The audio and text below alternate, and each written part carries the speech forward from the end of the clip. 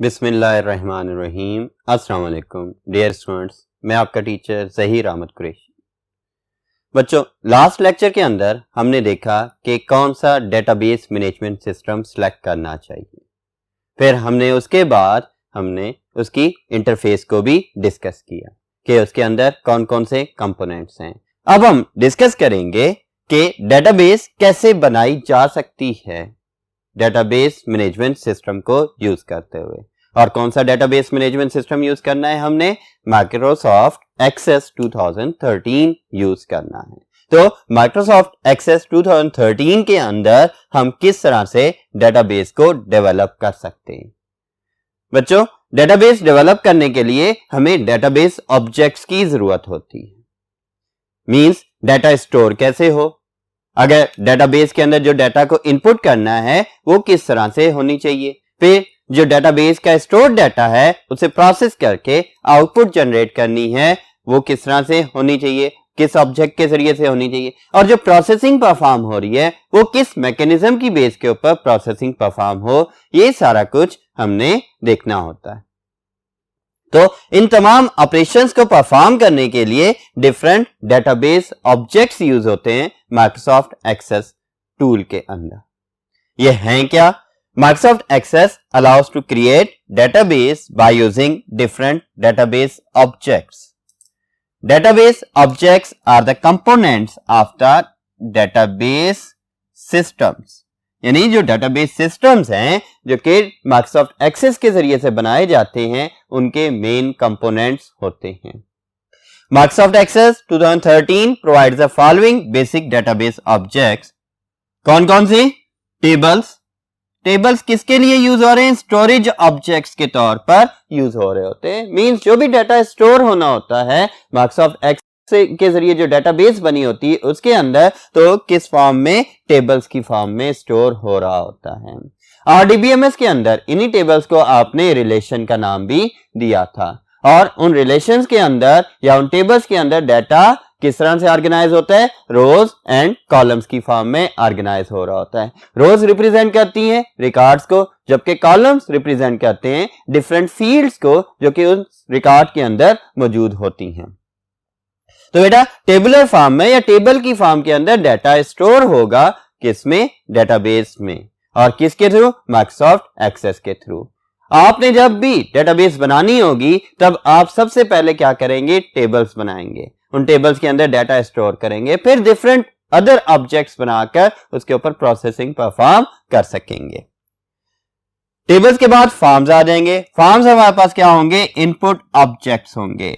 Data को inter करना है या फिर एग्जिस्टिंग डाटा को अपडेट करना है या फिर किसी पर्टिकुलर रिकॉर्ड को डिलीट करना है, तो उसके लिए हमारे पास फॉर्म्स यूज होंगे। इन्हें हम इनपुट ऑब्जेक्ट्स कहते हैं।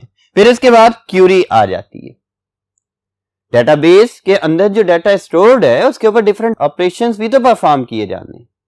उन ऑपरेशंस को परफॉर्म करने के लिए और डिफरेंट मैनिपुलेशन करने के लिए जो ऑब्जेक्ट यूज होता है माइक्रोसॉफ्ट एक्सेस के अंदर, उसे क्यूरी कहते हैं। क्यूरी के बाद रिपोर्ट्स आ जाएंगी। अब फॉर्मेटेड आउटपुट प्रोड्यूस करने के लिए, जो कि अनएडिटेबल होती है और आसानी से जिसे प्रिंट किया जा सकता है, उसके लिए आपके पास क्या? रिपोर्ट्स यूज होंगी। इन ऑब्जेक्ट्स को फर्दर डिस्कस करते हैं वन बाय वन। तो स्टार्ट करते हैं टेबल से। What is a table? Table is the most commonly used and important object of relational databases. RDBMS या जो रिलेशनल डेटाबेसेस बनती हैं उनमें most commonly used and important object होता है। It is a storing object, means data को store करने के लिए यूज हो रहा होता है। To store data in the form of rose and columns. ये एक स्टोरेज ऑब्जेक्ट है और इसके अंदर डाटा रोज एंड कॉलम्स की फॉर्म में स्टोर किया जा रहा होता है। नेक्स्ट बोर्ड पर चलते हैं और मजीद पॉइंट्स को डिस्कस करते हैं।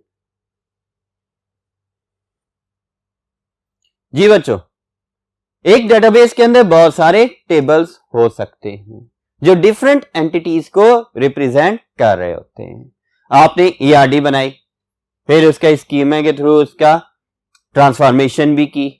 तो वो ईआरडी जो यूज कर रहे हो आप, उसमें जो एंटिटीज हैं उन्हें हम माइक्रोसॉफ्ट एक्सेस की डेटाबेस के अंदर टेबल्स के जरिए से रिप्रेजेंट कर रहे होते हैं।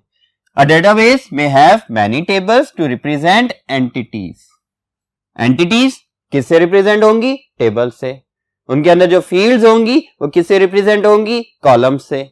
और जब हम डाटा इंटर करेंगे, हम डेटाबेस के अंदर डाटा रो वाइज इंटर कर रहे होते हैं, जिनका ऑर्डर इनसिग्निफिकेंट है, किसी भी सीक्वेंस में हो सकता है।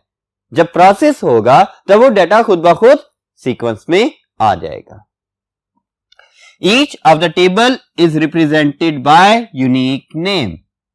अब माइक्रोसॉफ्ट एक्सेस डेटाबेस के अंदर हर टेबल को यूनिक नेम के साथ रिप्रेजेंट कर दिया जाता है।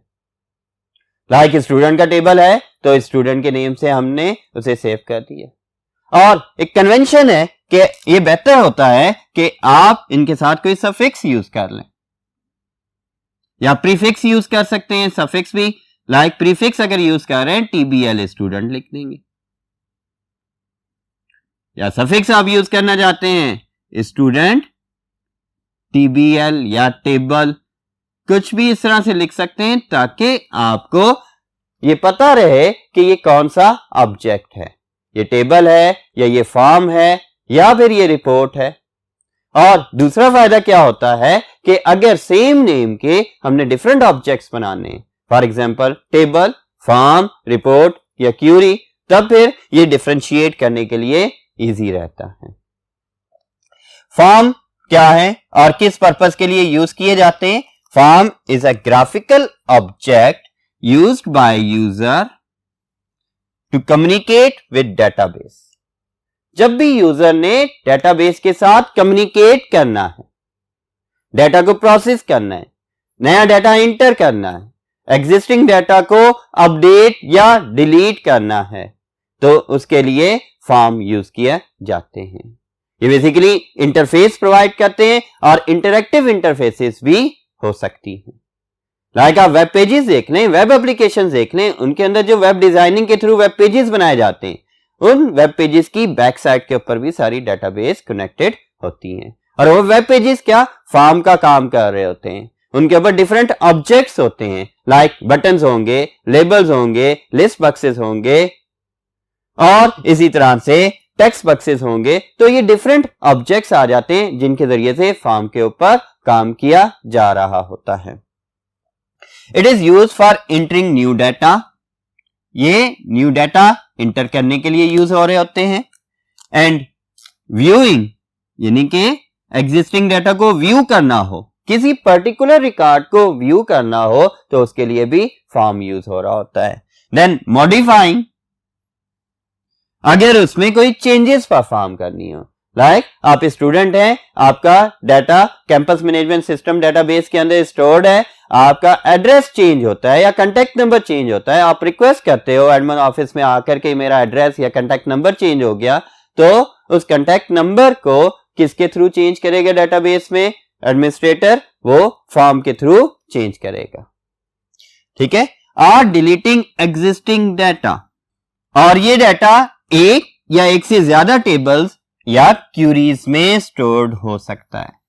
फॉर्म्स की बैक के ऊपर टेबल्स यूज हो रहे होते हैं ज्यादातर, लेकिन अगर हम क्यूरी बना लें और उस क्यूरी के जरिए से भी फॉर्म में डाटा लिंक कर सकते हैं ताकि टेबल्स का डाटा फॉर्म के साथ लिंक हो जाए और उसे एक्सेस करना आसान हो जाए।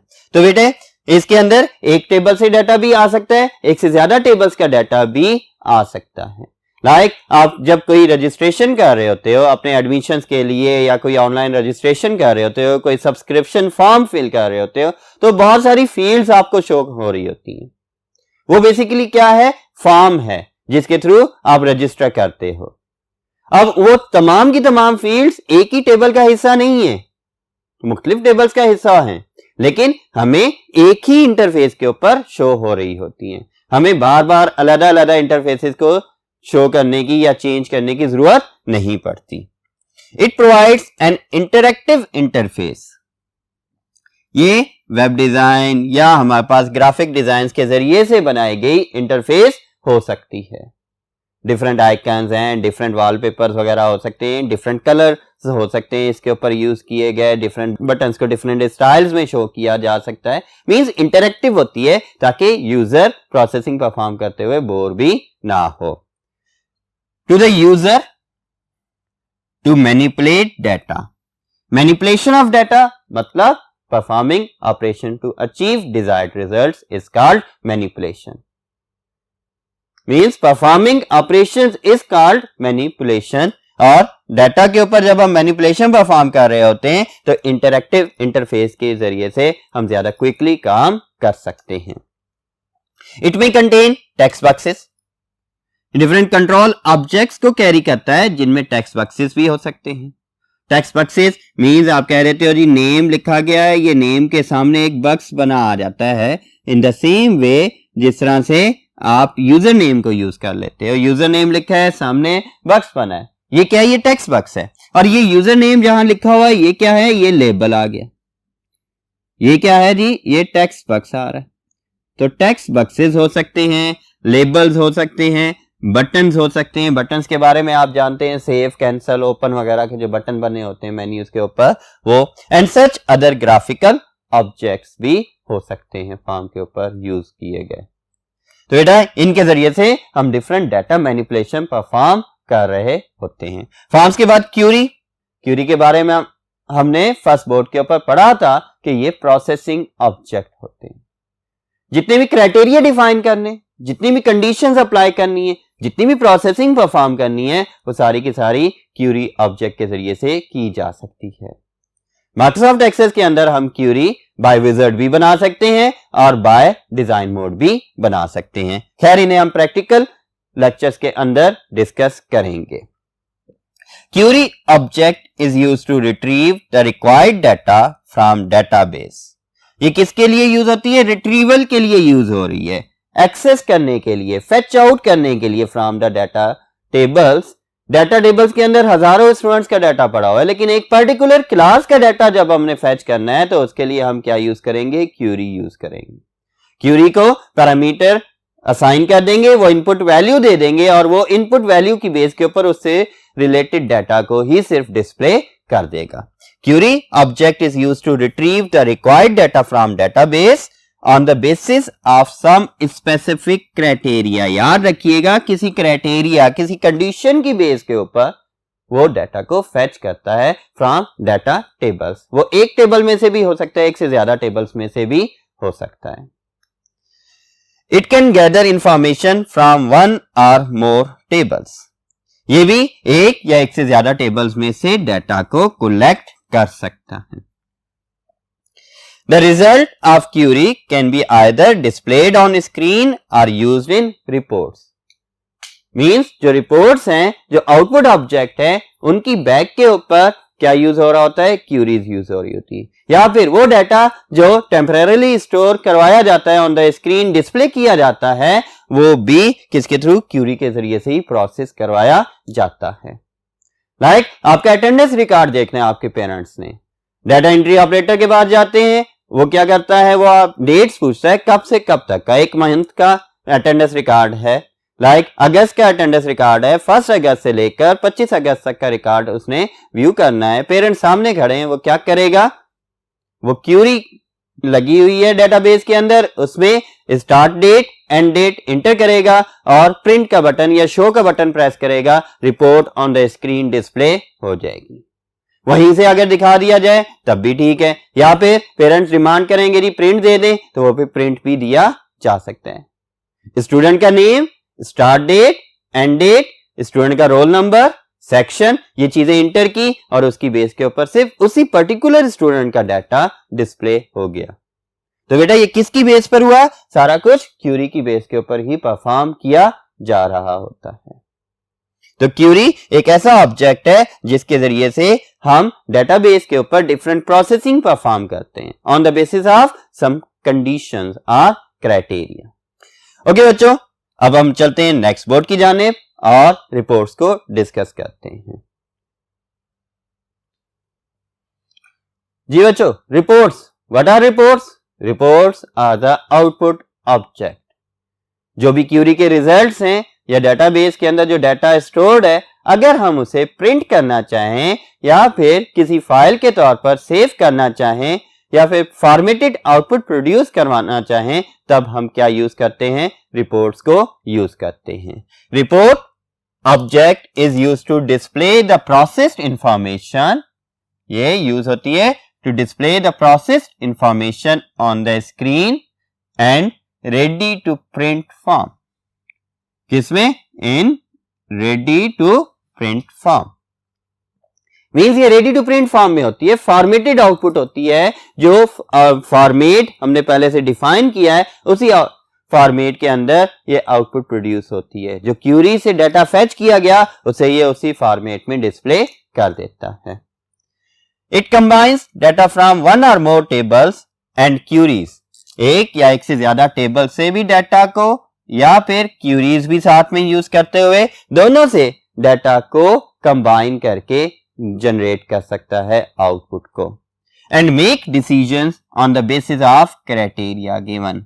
और उसकी बेस के ऊपर डिफरेंट डिसीजंस भी कर सकता है। मींस रिपोर्ट्स के बैकएंड के ऊपर हम कंडीशंस अप्लाई कर सकते हैं। फॉर एग्जांपल कि अगर स्टूडेंट फेल है तो उसे रेड से हाईलाइट कर दो, अगर स्टूडेंट पास है और अच्छे नंबरों में पास है A+ ग्रेड के अंदर, तो उसके साथ साथ कोई स्टार्स प्रिंट कर दो। कुछ इस तरह की आउटपुट आ जाए और किस वे में कौन सी आउटपुट जनरेट होनी चाहिए। इवन के ग्राफ्स, पिक्चर्स, डिफरेंट एनिमेशंस वगैरह भी हम रिपोर्ट के ऊपर डिस्प्ले करवा सकते हैं। पिक्चर की बात आती है, आपका जब आईडी कार्ड बन रहा होता है, क्यूरी के जरिए से स्टूडेंट आईडी दिया और उसकी बेस पर रिपोर्ट में खुद ब खुद वो पिक्चर आ जाती है जो कि आपके आईडी के अगेंस्ट स्टोर्ड होती है डेटाबेस के अंदर।